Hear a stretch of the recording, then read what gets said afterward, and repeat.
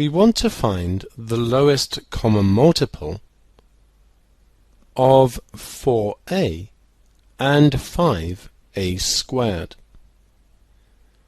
4a could be written as 1 times 2 times 2 times a.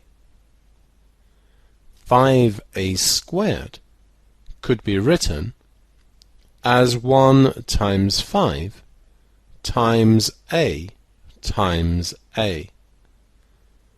Let's start with this one.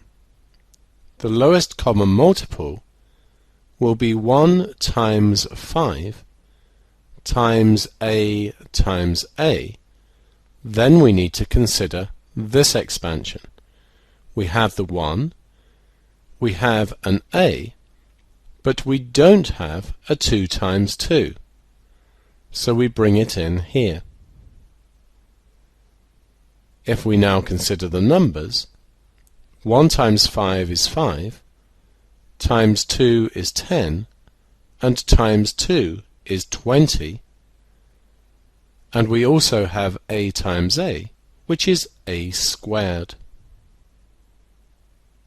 Now consider taking 4a and multiplying by 5a squared. If we do 4a times 5a squared, we get 4 times 5, which is 20, and a times a squared is a cubed.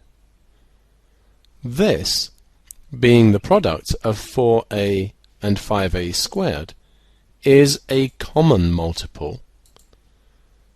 This is the lowest common multiple.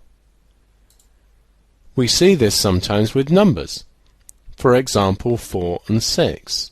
4 times 6 is 24, but the lowest common multiple of 4 and 6 is 12. Now let's look at 4a and 6b. 4a can be written as 1 times 2 times 2 times a.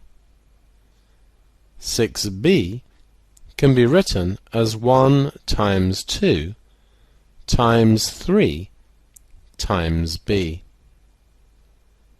Start with this one. The lowest common multiple is going to be 1 times 2 times 3 times b. Look at this one. We already have the 1 times, a 2 times, but we're left with a 2 times a, which we don't have, so we need to put it in.